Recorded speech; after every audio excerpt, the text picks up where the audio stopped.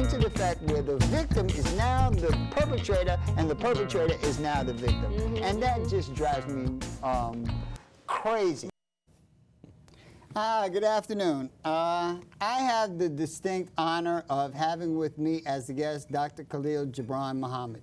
He's an educator, an author, and we're going to talk about his history, how he came from one place to another to become that person that he is, in spite of a lot of obstacles, it would seem to me. We're going to talk about his autobiography. We're going to talk about his book, how he came to write the book, The Condemnation of Blackness, which, in my opinion, is a seminal work. With that, I'm not going to spend a whole lot of time on introductions. I want to get right to this brother because this is an exceptional opportunity for us as producers and for you as the viewer. Dr. Muhammad, it's a pleasure. I mentioned your book, Condemnation of Blackness, but before we get into that, I want to get into how you became who you are. I was checking out your bio, and there's some extraordinary things. Obviously, most people make the reference that you are indeed Elijah Muhammad's grandson. Great-grandson. Great-grandson, Yes. right. He died when you were two. He died in February of 75. I was born in April of 72. Now, the reason why I mentioned that is not so much that you have a knowledge of him personally, but me being the age that I am, I remember a lot of things about that. And the one thing that I remember as it relates to you is that generationally, you went from your legacy was established from a person who had no great educational credentials. Right. And generation by generation, in spite of the fact that you did not, were not raised privileged, although it was, you know, all right, but it was a black community south side of Chicago. Right. But both my parents went to college, which makes a difference. Correct, correct. But somewhere in between someone who had no educational credibility, and the only reason, credentials, and the reason why I mention that is because this is where a lot of us are starting out. Someone has to break the cycle. Right. And there's a cycle that goes back to your book where we have been traveling this road a long time. Yeah. How is it how do we break the cycle? Well, tell us about your story. Sure. Southside Chicago. Yeah. So I had exceptional parents in this regard. My father was one of 10 children born to Nathaniel Muhammad, one of the older sons of Elijah Muhammad. Right. My father grew up in the Nation of Islam. He went to the University of Islam. He was a big fan of his Uncle Wallace, also known as Imam Waruddin Muhammad, who passed a few years ago. And of my father's siblings, my father had a couple of opportunities to pick up the trade of photography. He worked in a photographer's studio, black-owned on the south side of Chicago as a young man, put some money in his pocket, and decided to make a career of it, and started out at Johnson & Johnson Publishing, working for Ebony and Jet in 1974. And eventually, that career in photojournalist set him on a path quite distinctive from his siblings. His siblings struggled and succeeded to varying degrees. One was a construction worker, another a teacher, another police officer. But it's fair to say that his siblings didn't have professional careers in the way that he did. And I benefited from that directly. I also was the only child. My parents divorced when I was 3 years old. Neither one had another birth child. My mother, on the other side, was a career educator. For 15 years, she was in the classroom. For another 20, she helped to lead programs out of the central offices of the Chicago public school system. So I had the best of both worlds in the sense that I had two very self-directed, independent, very driven parents, and because they were divorced, I didn't have to suffer from any of the drama in, the in a failing marriage. At a very early age. And my parents were incredibly, they treated each other well, they sent each other birthday and greeting cards. My father eventually moved and came to New York when I was 8 years old. And as a result of that, I also got to experience this great metropolis at a young age, summer after summer, when I spent my time with him. So when you think about that, you know, two college-educated professional parents, one lives in Chicago, one lives in New York, both are succeeding in their careers, and all they have is me to spoil. So in some sense, I have a great obligation to live up to all that they put in me. Your father actually became a photographer at the Times, is that correct? That's right. Ozir Muhammad just retired from the New York Times after 25 years. The New York Times. A few things happened. Contrary to what some people would think, the civil rights movement was not simply New York and Chicago, and it was not simply the Black Power movement, but there was a civil rights movement that was happening down south that changed voting, that changed employment opportunities, that changed educational opportunities. Right. And that's not to say anything about your father's credentials or his ability or his professionalism, but certainly the likelihood of him landing a job as photographer at the New York Times was greatly enhanced by the progress of that movement. Sure. So if I am a Gen Xer, born in 1972. Now we're going to get into that Sure, too. sure. My parents are at the very tail end of the baby boom generation. Right. So my father's born in 52, I'm sorry, 50, my mother in 52. They benefited directly from the civil rights movement. In some ways, they very much lived the before and after, although they were northern kids as opposed to southern kids, and that does make a difference. Right, right. But the world that they came of professional age in was a world rapidly changing. I can tell a quick story. My mother, shortly after she became a public school teacher, was teaching on the north side of Chicago, which was the historic home to white Chicago. It was a great school, and she decided she wanted me to go to it. It was a public school, and so she worked out a deal with the principal that I could attend the same school. Well, guess what happened? And this was roughly 1976, 1977. The parents of that school protested. Had a fit. Had a fit because the fact that one of the new black school teachers integrating the school on the faculty side had a precocious, soon-to-be smart young kid coming with her. They said, we won't have it. This is a white school in a white neighborhood for our kids. So she was on the front edge of those early post-civil rights battles, particularly in the North. And the same was true for my father to an extent, trying to establish his career in a newsroom that has historically been mostly white.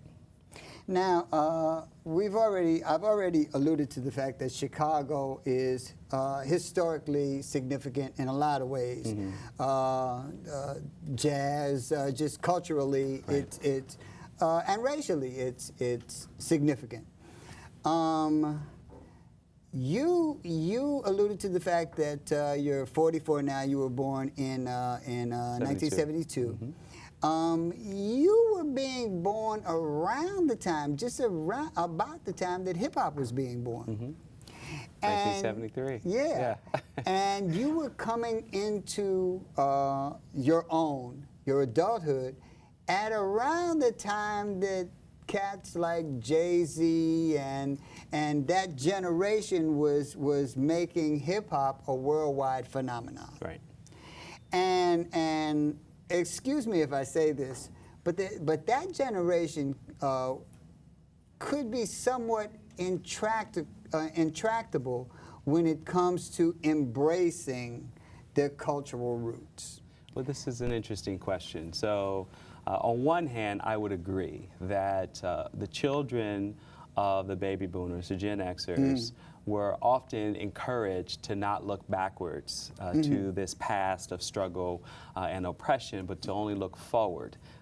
It even coined a phrase that the moment was memorialized by the phrase, a cult of victimology. Writers, conservative black writers like Shelby Steele and John McWhorter went to great lengths to talk about the fact that black people were stuck in the past, not ready to move forward. Right. And it was my generation that very much were taught these lessons about, everything your parents and grandparents have done to create opportunity for you, now all you have to do is hit the ground, run with it. Right. So when I was at the University of Pennsylvania with my peers, a lot of them were going off into business careers. They didn't necessarily have a particular racial consciousness. I certainly didn't have the racial consciousness that where I started school and where I ended up. I sort of fell into it, and we can talk about that. But the point being that there were, however, if there was a kind of nihilistic, make as much money as you can as the children of the baby boomers in the civil rights era, right? There was also a budding social consciousness, and I would say Public Enemy, by contrast to say Jay-Z, was embodying that budding consciousness. And so Malcolm X, when I was in college, by 1991, Spike Lee's film became a kind of new cultural icon for a new generation of African American kids and black kids more generally. That had not been true just a few years before. He'd been lost, essentially, in the transition from his passing to the Nation of Islam's first resurrection.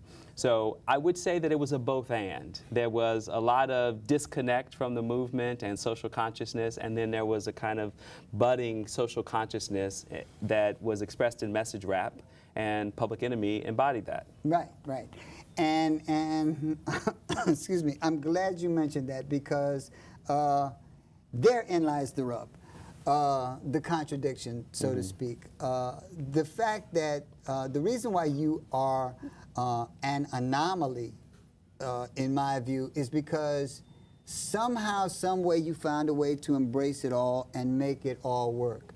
Whereas, as my generation, baby boomer generation, many of us were indeed stuck in the past, mired in the past. And your generation, at least on the surface, on the money-making end of it, embraced a sort of selfish, move forward, forget about the past attitude. You found a way to embrace the past and move forward in ways that was shunned by a lot of your generation. You embraced the young, you embraced education, you embraced your cultural roots and your history. How the heck did that happen? So, of course, I had a good foundation, and my parents were never afraid to expose me to history and culture. And, you know, it was in the air of my childhood. I mean, I know my grandfather, he's still alive. So I had a bit of an advantage relative to my peers who didn't come from Nation of Islam roots. That's one thing.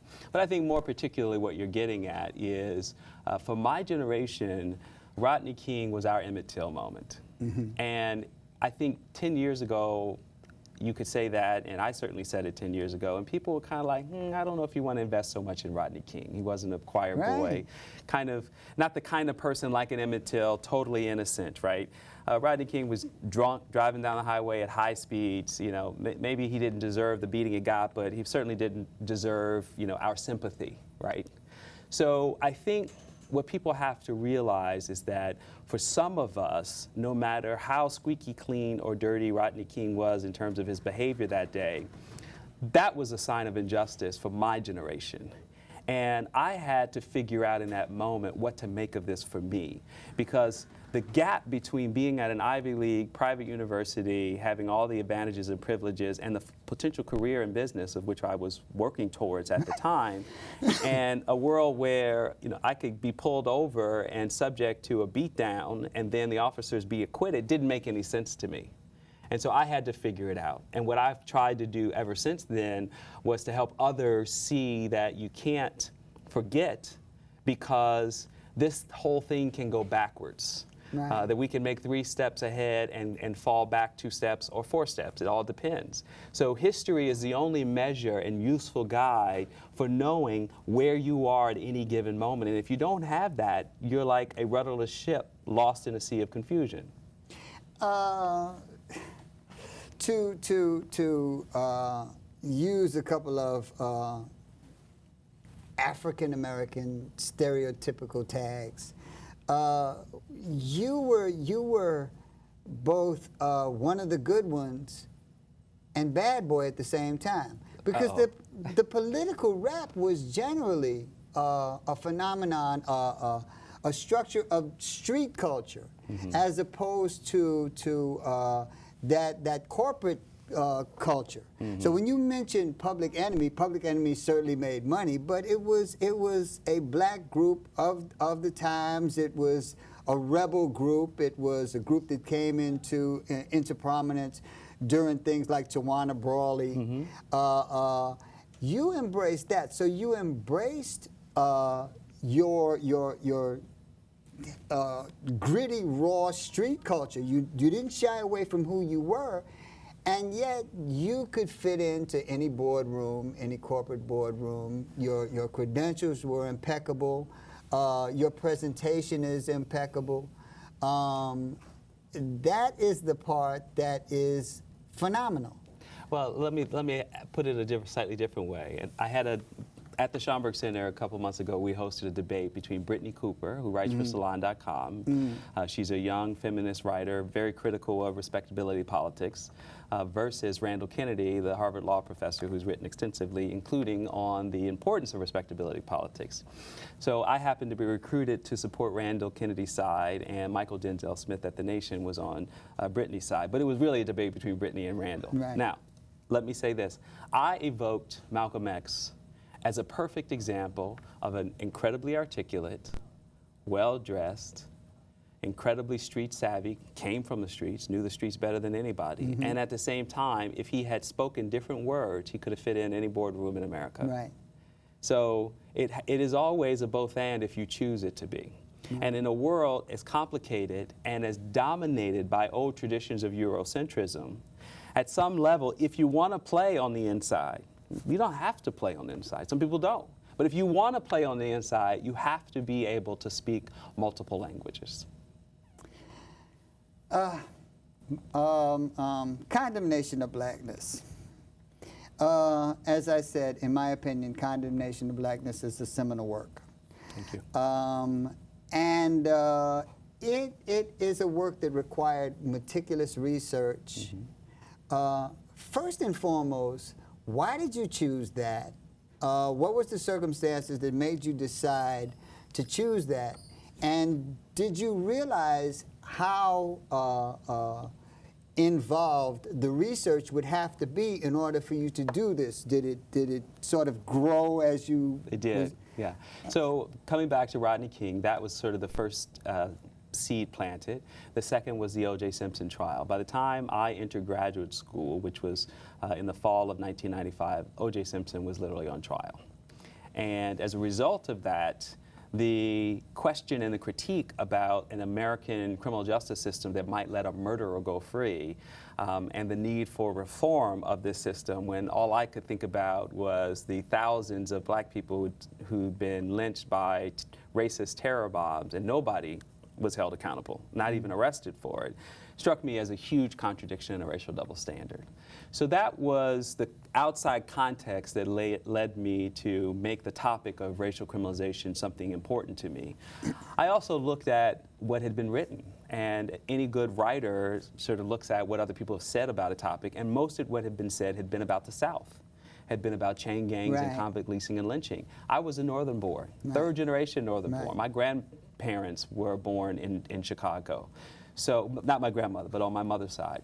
So, for me, trying to fill the gap between what we knew about what was happening in Birmingham, Alabama in, say, 1910 versus what was happening in Chicago in 1910, that was a huge opportunity. Right. And so I set about the task of telling what I thought would be the equivalent story of convict leasing and chain gangs, which were invented in the 1870s, and looking at policing and racial segregation and the use of crime statistics to discriminate against black people as to where they could live, where they could go to school, where they could even use a restaurant, et cetera. And that's essentially the book that I set out to write. Did I know it was going to be as hard as it was? No. But also, Nat, more importantly, I did not anticipate that a history book, which really runs from the 1890s through the 1930s, would be as relevant today as it was. I didn't realize it was going to be as relevant today as when I set out to write it 20 years ago. No, I'm sorry. Well, I wrote it 10 years ago, but I started graduate school 20 years ago. Right. Indeed, you referred to the 1890s, but the book itself led you not just to what was going on in the black community that influenced the black community. You delved into the psyche of the white community, especially on and beyond the precipice of this new paradigm, which was the coming Emancipation Proclamation. You delved into the psyche of white people, looking at a scenario where they went from ultimate ruler, king of the world, DiCaprio on the Titanic, I'm king of the world in the 1850s, Cotton is king, to realizing that within 10, 15 years, they were looking at a place where savages who had no knowledge, inelegant savages who had no European perspective, no culture, no class, might very well end up being their judges and their jailers. So your road led you to some very sensitive paths. Well, the thing that I always say about the book and this topic is there is no moment in American history when black people are not understood as a criminal population. Because prior to the end of slavery, criminality is not really a term that applies. In the general sense, it is. But as a matter of legal and constitutional standing, black people as enslaved had no rights, as the Dred Scott decision articulated, that a white man was bound to respect. So first, black people had to be free and then turned into citizens by the 13th and 14th Amendments, and then be subject to criminal statutes. So the reason that I tell that early story is because the transition that goes from slavery to freedom, we discount it today. We don't fully appreciate truly how dramatic it was, not just for the formerly enslaved, but also for whites to come to terms with this reality. And that's why they fought so hard. And that's why this narrative of white supremacy about black people as inferior through their crime statistics became so enduring. We're living through a similar moment now with the anxieties about a browning America, about the Latin Americanization of America, about more Mexicans coming to this country. And we're seeing significant blacks and women talking about being the president and just a whole bunch of stuff. But the significant dialogue and racism coming out of pockets of white America, thinking and wrapping their heads around what does it mean to be a white minority. So that's the transition that I tell in early parts of Condemnation. And you get a sense, all of us are bearing witness to the kind of emotional and mental schizophrenia that's playing out in our country with people who really are self-destructing over this issue. More than money, more than fame, a king will give up anything but his throne. He will give up his life. I remember when Saddam Hussein was on trial, and they kept asking him who he was. And I mean, he was in rags. They had him in a hole in his underwear, big long beard. But every single time at that trial, when they asked him who he was, he said, I am Saddam Hussein. I am the president of Iraq. I don't recognize you, till his death.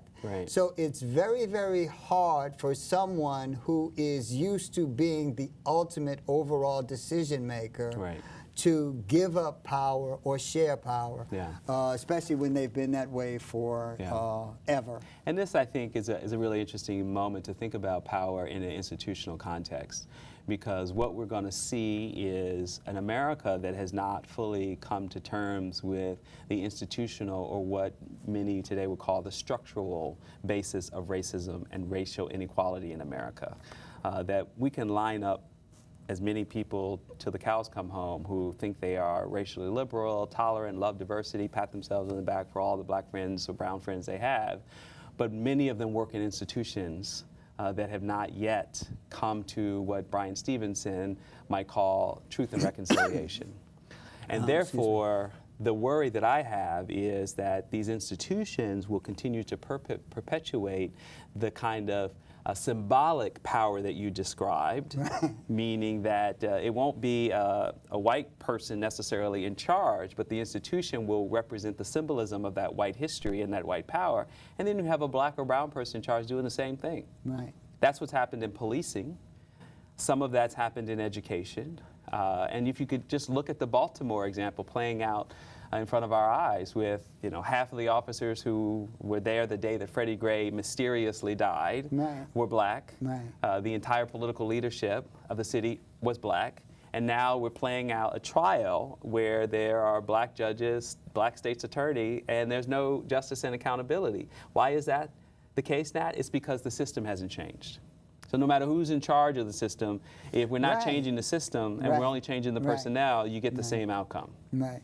I've said that before, that if, excuse me, if you killed every white person on the face of the earth, white supremacy would still exist because you have to change the system.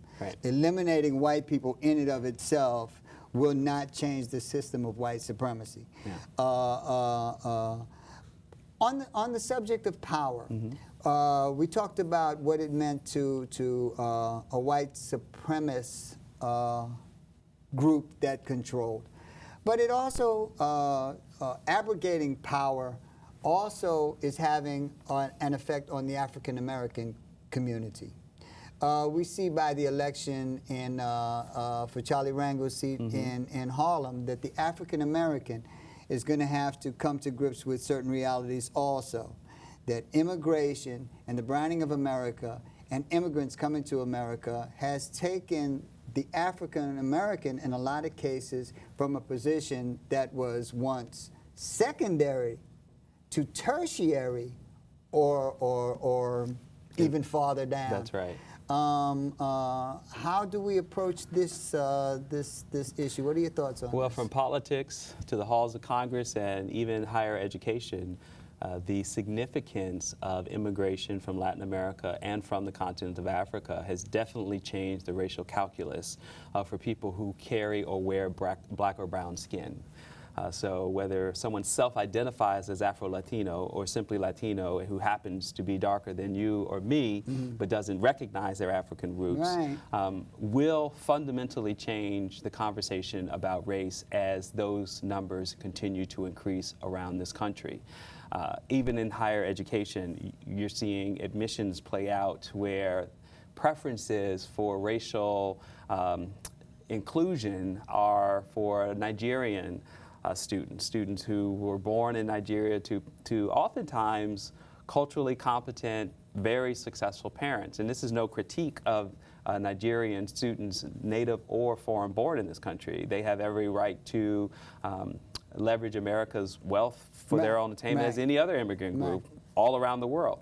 The point is, though, that the institutions on this side are often privileging certain students, usually of immigrant background, over native-born students, using the same policies of affirmative action that were designed to historically redress the problem of the alienation of and repression of people here in this country, of black people here in this country. So it's an interesting mix, and it creates confusion on campuses. Young people are working through. I have hope, though, and what I have hope is that in the current moment, in this generation, the continued problem of white preferential treatment in America for institutional leadership, for example, even though it's going to brown, we still are in the current status quo. As I met a group of students at a college in Boston not too long ago, from Ghana, from Nigeria, from Senegal, they all said, I didn't even know I was black till I came to America. And what they meant by that, especially Dominicans, it's like a culture shock. It's like, oh, me. And what they're realizing is that the racial matrix of American society sees them first as a black person, secondarily as an immigrant, and maybe thirdly as well-educated and sophisticated.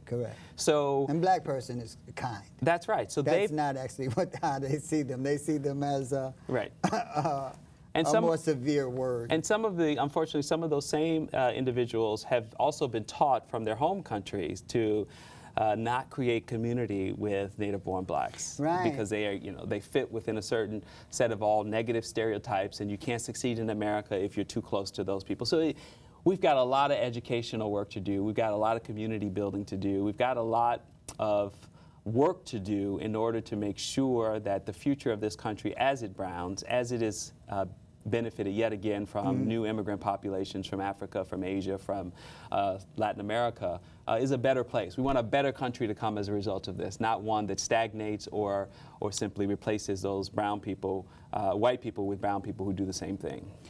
I have seen a shifting of the paradigm once again as it relates to the African American community. That there is a generation coming up of young people that are more in line with your accomplishments than a lot of what has been going on for the last, I don't know, 20 years, 15, 20 years. Young African Americans who are accomplished musicians, classical musicians, I mean young ones, intellectually on the top of their game. And a lot of them are a lot more aware of their roots and traditions and experience as Africans in America than we have acknowledged in the last 15 or 20 years. That makes you a role model second to none, because you are the standard for that new generation. So that's a compliment. I'll take it. Well, I didn't do it. You did. And a high standard. And a high standard. So when you describe those younger people, I think of people like, they're a little bit younger than me, right. 4 years. Melissa Harris Perry, right. Ta-Nehisi Coates. Philip Agnew is 30. He started Dream Defenders down in Florida and really established a movement against stand your ground laws, which was the context that cost George Zimmerman or Trayvon Martin his life in the context of George Zimmerman. So I think you're absolutely right. Many of these youngish people are committed, as Coach would say, they're woke. They're well educated, and they are very much committing themselves to changing the institutions and the power balance in this country. Problem is, of course, we still systematically undereducate or miseducate everybody, white people included. But the cost for miseducating black children is greater than it is in white America. And so no matter how many Coates and Harris Perrys you put in the world, or my colleague Jelani Cobb, you still need to make sure that that knowledge and that influence is trickling down. White people. We talked about systemic racism, institutionalized racism. There is an intractable whiteness that permeates the underbelly of white America, the uneducated masses of America that have nothing that they can use as a base of pride except the fact that they are white. And because they are so difficult to reach, they often not only act against our best interests, they act against their own best interests to try to keep the system of white supremacy in place. They don't have technical skills, they don't have college degrees. All they know is that the Mexicans and the blacks are taking their jobs, jobs in a world that they are not prepared to live in. Right. And they are as much of a problem as institutionalized racism or police violence. I mean, in some ways, they're a bigger problem than anything because we're fighting, poor people are at each other's throats, for opportunity. Well, it is an old problem. Obviously, the role of lower class and poor whites in this country has been significant, where issues of racism, of enslavement, of Jim Crow, there's no chapter in American history when there wasn't a part to play on within the community of working class and poor whites. They were the slave patrol, they were the overseers, they were the individuals who were the foot soldiers of enforcing property, either in the form of a person defined as property or in protecting property against the legitimate claims of those whose blood, sweat, and tears had created wealth in the first place. And that's a history we haven't gotten past. Du Bois, the great public intellectual of the mid 19th into the 20th century, once and first described that whites had common class interests with the black population, but rather than be paid more money to separate them from their common black brother or sister, they were given a psychological wage of whiteness. They were essentially given their whiteness as an elevated social status in exchange for not joining league with black folks. And I think we've seen some of this play out in Trump and Bernie Sanders, in the massive white support, white male support in particular, that those two men have received on both sides of the aisle. I have to admit, I was essentially a Bernie supporter, concerned about the intricacies of race and class inequality in this country, of which I think Bernie may not have had as sophisticated a racial analysis, but I think his critique of capitalism and its consequences on racism was genuine, whereas candidate Secretary Clinton, I think, has a much spottier record. Yes, she's much more sophisticated. Her language is fluid, Correct. But the policies that she and her husband were part of in his presidency, and since then have done more harm to the black poor than anything Bernie Sanders has done directly. But there is something to be said for the fact that Bernie Sanders was picking up the white male vote in places like New Hampshire and Vermont and in Illinois and Michigan in ways that suggest that they see in Bernie his class critique, and they see something in his whiteness that makes them also comfortable. Correct. And that's a problem. Correct. And Bernie appeals to a specific generation, and it's a lot of whites in the mix, but they're generally younger whites who are facing the difficulties of living in the modern world, who are facing the difficulty of coming out of college with nothing but overwhelming debt, and those types of things. It's still kind of difficult, to get the cletus. That's true. So the Occupy babies, so those folks who were supporting Bernie on both sides of the color line, black occupiers and white occupiers, I do think represent the hope and possibility for tomorrow. And the demise of Bernie's candidacy, as he's not going to be the presumptive, or is not the presumptive Democratic nominee, is a loss in this moment, but does suggest that if those young people can keep their critique and analysis as sharp as it has been and continue to mobilize, they have a shot at producing a candidate that people like me, certainly on the left, can be proud of going forward. Getting back to us, when you talk about Donald Trump versus Hillary Clinton, there's a meme going around the internet where it has a picture of Donald Trump side by side with Hillary Clinton, and it says, "How do you want your racism? How do you prefer your racism, blatant or systemic?" A lot of people view the choices of Hillary Clinton and Donald Trump as the lesser of two awfuls.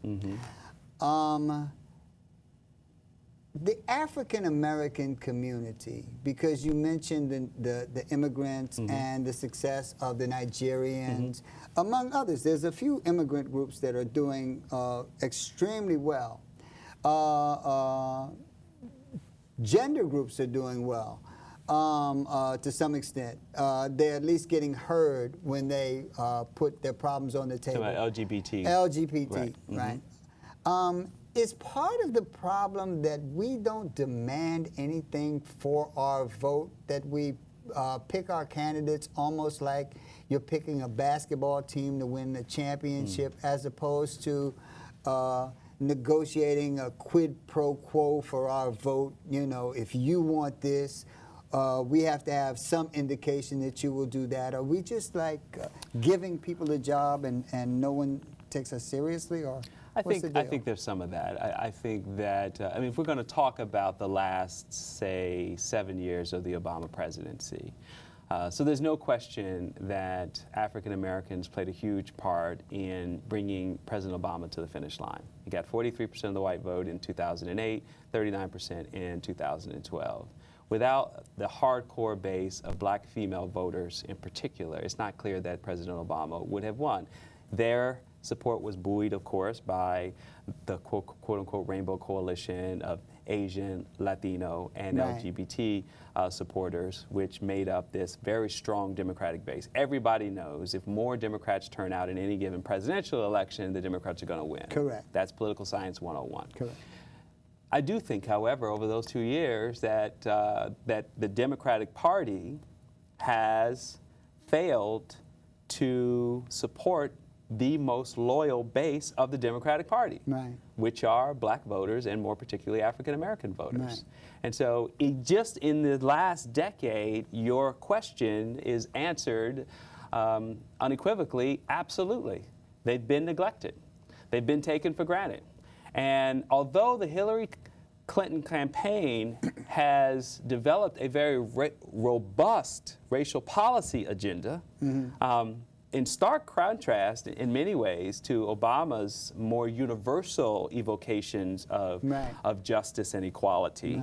A little bit as this is captured in Michael Dyson's piece on Hillary being able to do more for black people than President Obama. I think he's essentially right from the standpoint of a white person occupying the White House has to negotiate and be more responsive to black people, lest they be the focus of criticism and dissent from within the party. Many black people let Obama essentially off the hook out of real, genuine love and respect for everything that makes him an incredible individual. But the fact is that structures matter, politics matters, and policies matter. And the president is on the hook for all of them. And most black people were not invested in those kinds of critiques.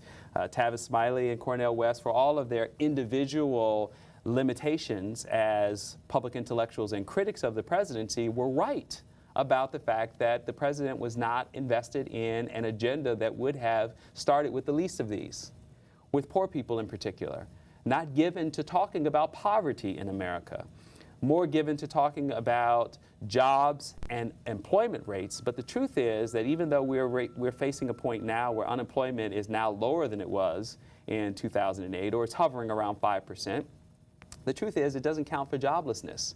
And we have pockets of joblessness in black America that push 50% of the population. So I understand institutionally, if I'm sitting in the presidency and someone just pushed in front of me a set of metrics that are metrics of economic success, then I'm going to say the unemployment rate now is lower than when I took office, and everybody's going to say, congratulations, job well done.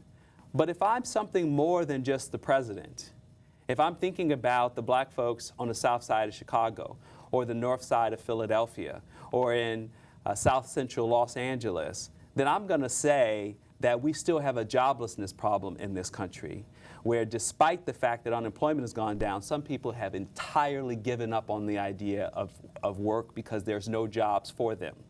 And that problem has fallen disproportionately on black people. But guess what? It's now moving out to the exurbs and to rural America. And hence mortality rates for those groups are going up. White people are dying at ages now that used to be true for black folks a generation ago. The gap between mortality is narrowing. Black women are living longer. White women are living less. And so as Lonnie Grenier once said, that black folks are the canaries in the coal mine. Well, in a country where inequality is baked into the economic and political system, to quote Malcolm X, those chickens are coming home to roost all over the place. But getting back to my statement, and I have Are you not saying read, I didn't answer your question? Well, you kind of didn't. Okay. And maybe I should just be We need an more independent specific. party. How about that? So to get to your question, black folks cannot. I'm not sure if that's the issue. That's my opinion. We can't make the Democratic Party any more black-loving and more just by just being voters in the Democratic Party. I'm not talking about loving me. I'm saying that different groups are able to use their collective power to get specific things for that community. That the Army is dealing with issues specifically in the transgender community. Right. That's specific. That's not everybody is going to be free. That's specific to that community. And demographically, in terms of numbers, there's not enough transgender people in the United States to fill up a school auditorium, really. However, they are able to politically use the power that they do have to get specific things in place. Now, I didn't read Michael Eric Dyson's column, so I'm not sure what he said specifically. But we have not even come to a place where we request anything specifically. Like Hillary Clinton, if you get elected, will you specifically do something about 2 million people in prisons? Will you specifically, will you specifically do something about the school systems? What will you do in the black community? Not what will you do for America. What will you do for this voter base that you cannot win without any time ever? Sure. So I'm going to disagree with a couple premises. Good. One, I like that. Yes. So one is that the LGBT community is a subgroup of many different groups. But let's just say that the same-sex marriage equality debate, which is the most mainstream within that community, we're seeing transgender issues play out now, but essentially what the nation is proudly patting itself on the back for achieving in terms of justice is really and I'm about for that. I'm not no, against that, let me by the way. I'm getting to a point. Is about white men wanting to be married. Correct. That's what that movement was about. Correct. And the money that white men have to affect a social movement through philanthropic and advocacy organizations is the wealth of the nation. They had the full wealth of the nation at their disposal to move the needle on that point. But you have to look at it as a subgroup. So they were allied with other communities, Black, Latino, Asian, within the LGBT community that lost a little bit of some of their particular issue in the spirit of a collective effort to achieve marriage equality. What's important about making that distinction is that the civil rights era did the same thing. Black people came together, put forward a moral case for justice and equality, and submerged their class, geographic, and historical differences, even ideological ones, for the purposes of ending formal de jure segregation. Well, black people are no longer subject in the same way that the LGBT community around marriage equality was subject to de jure laws of segregation. Now, which black people are we talking about? Because there'll never be some black people moment again for coming, unless some new set of laws come on the book or we expose a thread of structural racism that allows us to pull together. I mean, mass incarceration might be approaching that, but even there you can see from the president's own approach to it, it took him 6.5 years to have much to say about the criminal justice system. So I'm not even sure we're there. And that's a critique in a way, but it's to say that the diversity within the black community still is not even sure what to make of all these black men and women in prison. So it's hard to recreate what the LGBT community could do as a subgroup of a white male population taking a leadership position. Herman Cain is black. Ben Carson is black. Shelby Steele is black. Thomas Sowell is black. Clarence Thomas is black. When you say the black people come together and force the political elites to do something, Well, Ben Carson just ran for president. Clarence Thomas is trying to end affirmative action at every turn. They're working on behalf of the way they see the world. So what we've got to recognize is that we haven't figured out a new cause celeb that's going to pull together enough black people to push forward a quote-unquote black agenda. And therefore, and the last thing I'll say on this is Hillary Clinton did take meetings with representatives of various groups. I was not in the room for a meeting, but I know the day she had it. She met with the National Urban League, National Action Network, NAACP representatives, and might have even met with a couple of Black Lives Matter organizations to talk about education, jobs, criminal justice for black people. And she folded those into her policy speeches and prescriptions and has rolled out, billions of dollars of spending plans that she's going to do once she becomes president.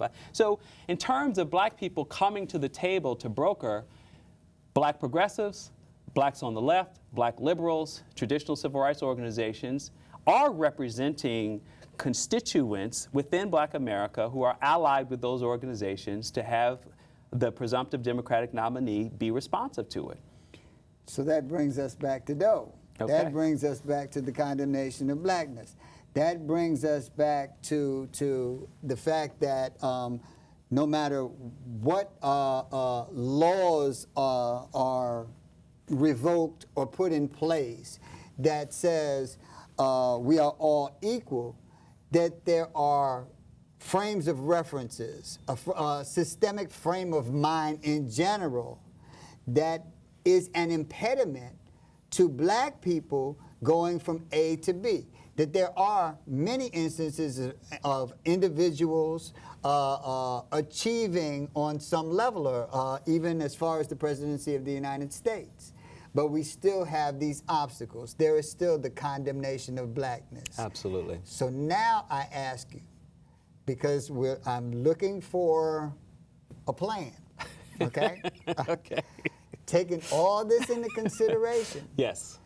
is it time to, in some way, divest from the greater culture, not in a bigoted way, but to turn more attention to our own communities, our own development, our own empowerment, in much the way that was done in places like Tulsa, Oklahoma, Sure. in 1920 and 21. Or Mound Bayou. Right. Mississippi. Is it time to do us? I think this is an interesting question. I'm gonna give you a both and response. Good. Both I'm and glad. response. So I think we can absolutely do more to support black communities where black people are consciously trying to educate, trying to empower economically, trying to govern locally communities that will see their humanity and treat black people with respect and dignity. And wherever that's happening in America, I want to be part of that. The Schomburg Center, where I was the head for 5 years, was part of that larger black public sphere and black civic culture, which I'm incredibly proud of, and fought to make sure that it was looking out for black people. At the same time, to me, the lesson of my great-grandfather, the lesson of the Nation of Islam, is the lesson of the limits of withdrawing from holding the larger society accountable for treating black people with dignity and respect also. So the both, let me, I understand what the you're both saying. and in this is, so my great-grandfather was apolitical.